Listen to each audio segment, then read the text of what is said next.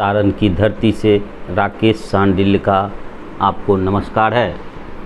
बंधु, देखिए, एक आज हमको न्यूज़ मिला मुंगेर ज़िला से, शर्मसार कर देने वाली ये घटना है और बहुत ही हाईलाइटेड मैटर है। इस मैटर का जिक्र मैं इसलिए कर रहा हूँ ताकि इस सरकार में बेलगाम अधिकारियों की कलई को सामने रखा जाए।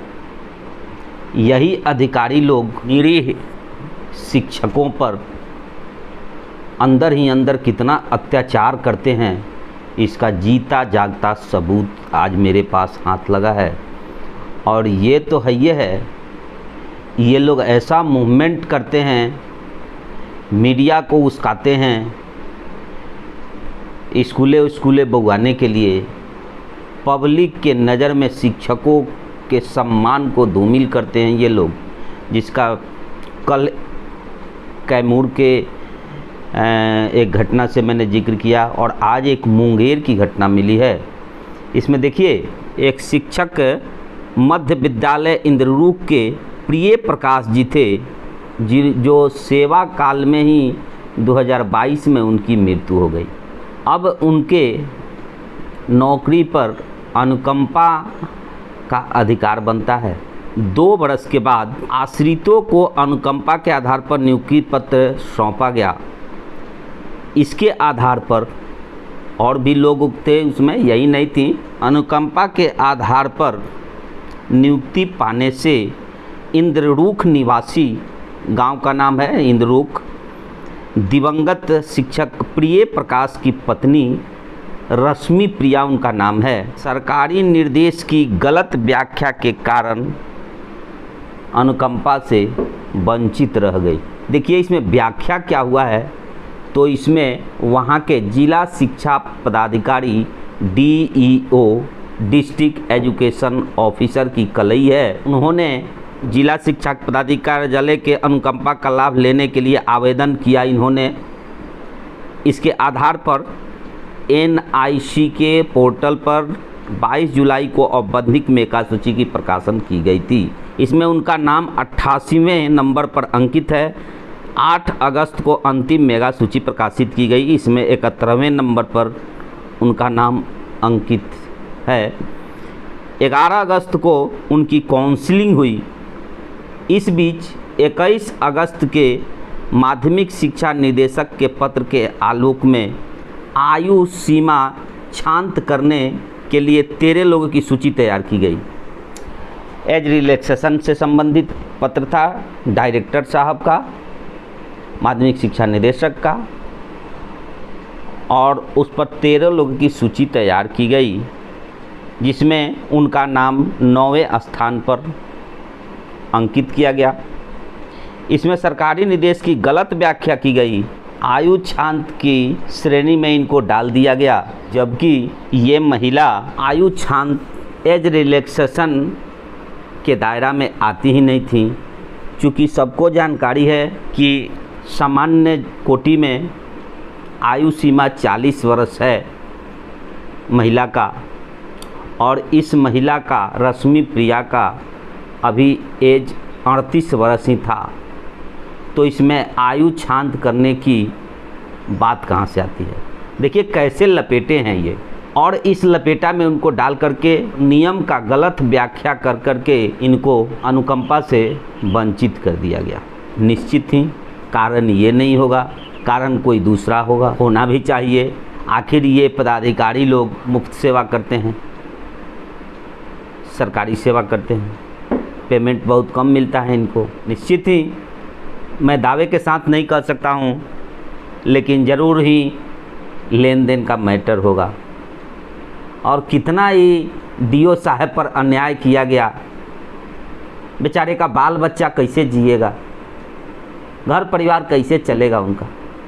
मैं तो ये सोच के पगला गया हूँ कि जब पदाधिकारी लोगों को इसे तंग किया जाएगा, पैसा के लेन देन में उचित पैसा नहीं दिया जाएगा उनको, तो उनका बाल बच्चा का काम कैसे चलेगा, बताइए। अब आगे आइए, कहानी बताता हूँ मैं। इसके बाद वो महिला ये शिक्षा उप निदेशक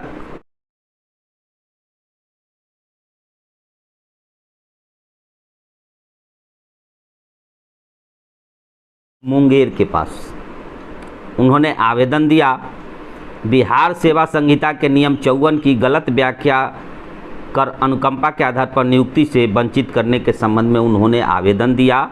29/8/2025 को शिक्षा उप निदेशक सभी बातों को सुनने के बाद, सभी बिंदुओं पर गहनता से अध्ययन करने के बाद उन्होंने आवेदिका के बातों पर मोहर लगाते हुए जिला शिक्षा पदाधिकारी के पास एक लेटर लिखा, जो ये लेटर है। प्रेषक अब्दुल सलाम अंसारी, उप निदेशक माध्यमिक शिक्षा सेवा में जिला शिक्षा पदाधिकारी मुंगेर। ये 10 तारीख को 10/9 को उप निदेशक का पत्र है डीओ साहब को। अनुकंपा के आधार पर नियुक्ति के संबंध में महाशय, उपयुक्त विषयक रश्मि प्रियापति स्वर्गीय प्रिय प्रकाश, प्रखंड शिक्षक मध्य विद्यालय इंद्रूक जलालपुर मुंगेर द्वारा समर्पित आवेदन पत्र को, जो अनुकंपा के आधार पर नियुक्ति से संबंधित है, आवेदिका द्वारा अंकित किया गया कि अधिक उम्र होने का कारण बताते हुए उसकी नियुक्ति नहीं की जा रही है, जबकि अनारक्षित वर्ग महिला के लिए अधिकतम आयु सीमा 40 वर्ष है एवं वर्तमान में उनकी उम्र 38 वर्ष 7 महीना होने का उल्लेख किया गया है।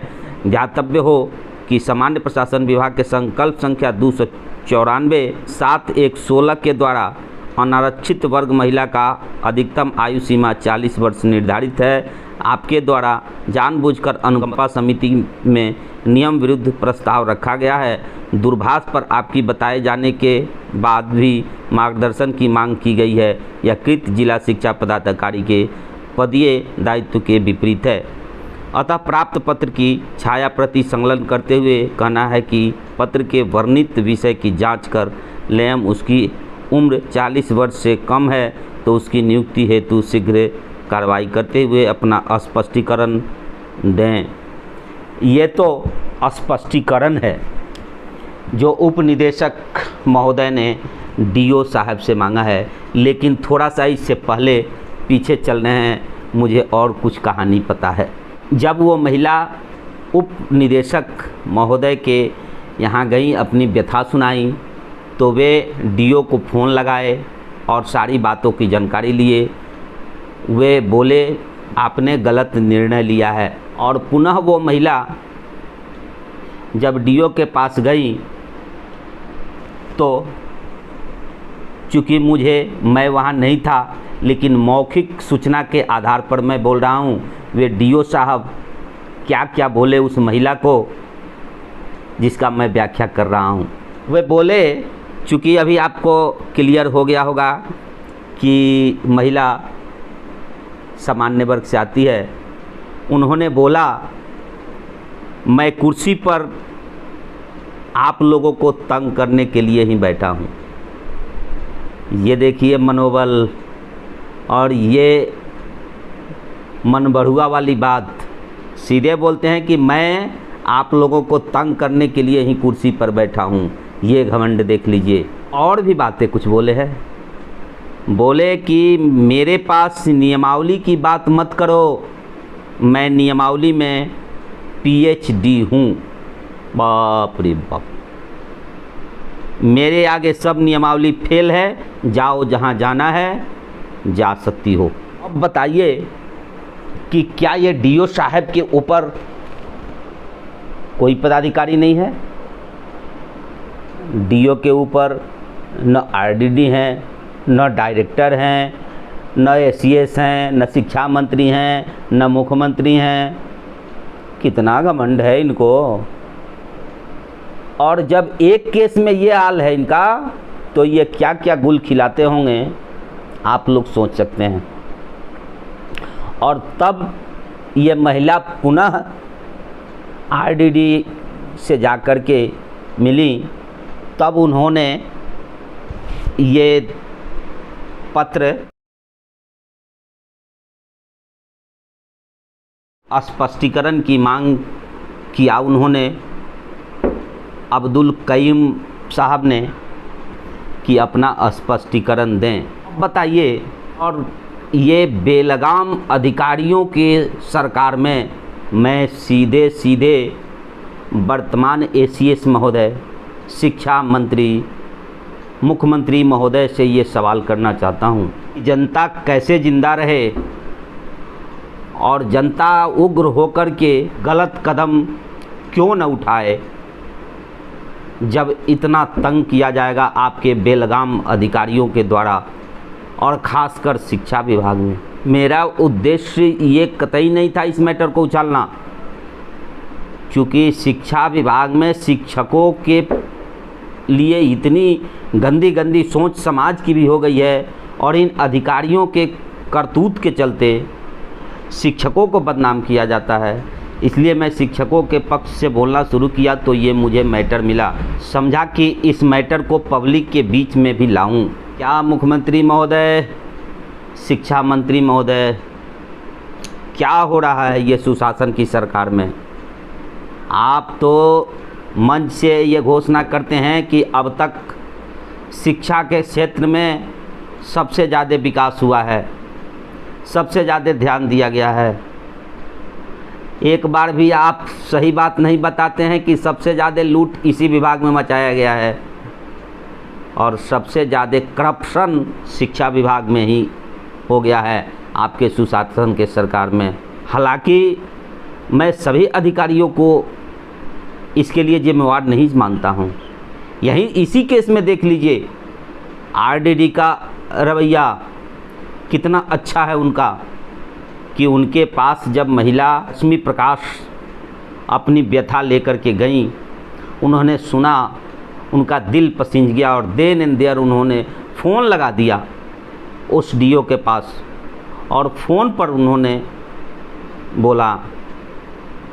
इसके बाद भी महिला रिटर्न आई तो ये मन बढ़ुआ वाला बात डीओ साहब ने किया, तो पुनः आरडीडी के पास जाकर के मिली, तब उन्होंने स्पष्टीकरण का मांग किया है।